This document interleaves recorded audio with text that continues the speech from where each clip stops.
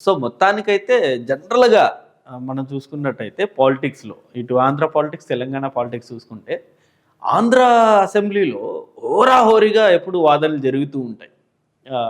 అసలు ఉన్న టాపిక్ మీద కాకుండా వ్యక్తిగత విమర్శలు కావచ్చు, వ్యక్తిగత కామెంట్స్ ఇవి ఎక్కువగా ఉంటాయి. ఆంధ్ర అసెంబ్లీలో ఎక్కువగా ఉంటాయి. అప్పుడు గతంలో వైసీపీ వర్సెస్ టీడీపీ. ఇప్పుడు అసెంబ్లీలో వైసీపీ లేదు కాబట్టి కొంత సైలెంట్ మోడ్ అనేది ఉంది అసెంబ్లీలో.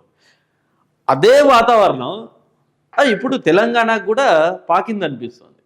ఎలాగైతే గతంలో ఏపీ అసెంబ్లీలో ఈ వ్యక్తిగత వాదనలనేవి ఉండేవి. హోరాహోరీ వాదనలనేవి ఉండేవి. టాపిక్ మీద కాకుండా పర్సనల్‌వి.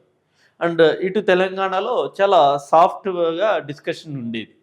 ఇప్పుడు తెలంగాణలో వ్యక్తిగత విమర్శలు ఎక్కువైపోయాయి అసెంబ్లీలో. అంటే ఏపీలో సాఫ్ట్ డిస్కషన్ అక్కడ నడుస్తుంది. ఇవాళ మన అసెంబ్లీ చూసుకున్నట్టయితే అసలు చాలా హరీష్ రావు గారు చాలా కీలకమైన వ్యాఖ్యలు చేశారు. అండ్ కోమటిరెడ్డి గారు, హరీష్ రావు గారి మధ్య మాటల యుద్ధం నడిచింది. కాళేశ్వరం సంబంధించి కోమటిరెడ్డి గారేమో కమిషన్ల గురించి చాలా ఘాటైన వ్యాఖ్యలు చేశారు. దాని గురించి ఈవెన్ స్పీకర్ గారు కూడా కలగజేసుకొని ఆ కొన్ని వ్యాఖ్యల్ని రికార్డ్స్ నుండి కూడా తొలగించారు. సో, అంత ఘాటైన వ్యాఖ్యలు చేశారు కోమటిరెడ్డి వెంకటరెడ్డి గారు. అంతే ఘాటుగా హరీష్ రావు గారు కూడా రిప్లై ఇవ్వడం జరిగింది. అదొకసారి మీరు కూడా చూసుకోవచ్చు. హరీష్ రావు గారు ఏం మాట్లాడారు ఏంటన్నది ఒకసారి.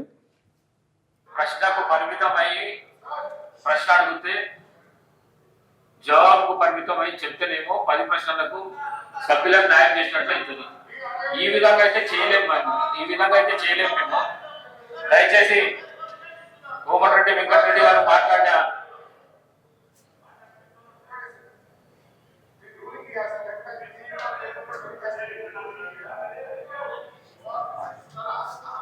స్పీకర్ సార్ నాది ఒకటే రిక్వెస్ట్ మీది, దయచేసి మీరు ఇక్కడ రూలింగ్ ఇస్తేనే సభ రికార్డ్ నుంచి తొలగిస్తున్నాం అంటే అది టీవీలో పేపర్లలో టెలికాస్ట్ కాదు, అదర్వైజ్ ఇబ్బంది అవుతుంది. ఇంకొక చిన్న సబ్మిషన్ సార్, మనం నార్మల్ గా రోడ్ల మీద డ్రంక్ అండ్ డ్రైవ్ టెస్ట్ చేస్తాము, ఇప్పుడు అసెంబ్లీలో కూడా బయట డ్రంక్ అండ్ డ్రైవ్ టెస్ట్ చేయాల్సిన అవసరం కనబడతా ఉంది. కొంతమంది సభ్యులు పొద్దున్నే బాగా డ్రంక్ చేసి సభలోకి రావడం వల్ల వాళ్ళు ఏం మాట్లాడుతుందో సొలి లేకుండా మాట్లాడే పరిస్థితి వచ్చింది. సో, విన్నర్గా హరీష్ రావు గారు మాట్లాడిన మాటలు.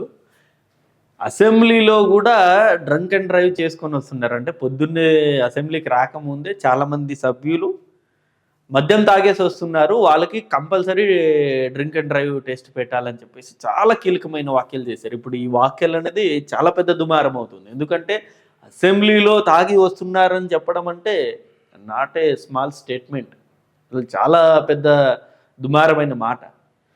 సో, అంటే ఈ విధంగా అంటే గతంలో అసెంబ్లీస్ మనం చూసుకున్నట్టయితే చాలా సాఫ్ట్గా జరిగింది డిస్కషన్. ఒక బిల్ మీద చాలా నీట్గా డిస్కషన్ ఉండేది. ఇప్పుడు ఆ డిస్కషన్ మొత్తం సైడ్ అయిపోయి వ్యక్తిగత దూషణలకి రావడం జరిగింది. ఇప్పుడు ఇవాళ కూడా అదే జరిగింది. ఇప్పుడు కోమటిరెడ్డి గారేమో ఇటు కేసీఆర్ గారి మీద కాళేశ్వరం ప్రాజెక్టులో జరిగిన అవినీతి మీద ఆయన ఘాటైన వ్యాఖ్యలు చేస్తే, వాళ్ళు తాగేసి మాట్లాడుతున్నారు, తాగేసి అసెంబ్లీకి వస్తున్నారు, అసెంబ్లీ ముందు కూడా మీరు డ్రింక్ అండ్ డ్రైవ్ టెస్ట్ పెట్టాలని చెప్పి స్పీకర్ గారికి చెప్పడం జరిగింది. సో, ఇలాంటి వ్యాఖ్యలు ఎలాంటి దారి తీసే అర్థం కాని పరిస్థితి.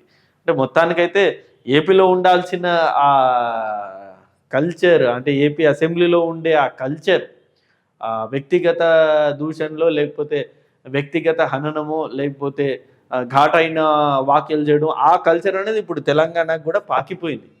ఏపీలో ఇప్పుడు కామైపోయి ఇటు తెలంగాణలో ఇలాంటి వాతావరణం అనేది ఎక్కువైపోయింది. బీఆర్ఎస్ వర్సెస్ కాంగ్రెస్ హోరాహోరీగా సాగుతుంది. సో, మరి దీని మీద కాంగ్రెస్ అధిష్టానం ఎలా రియాక్ట్ అవుతుందో చూడాలి. రేవంత్ రెడ్డి గారు ఎలా రియాక్ట్ అవుతారో కూడా చూడాలి.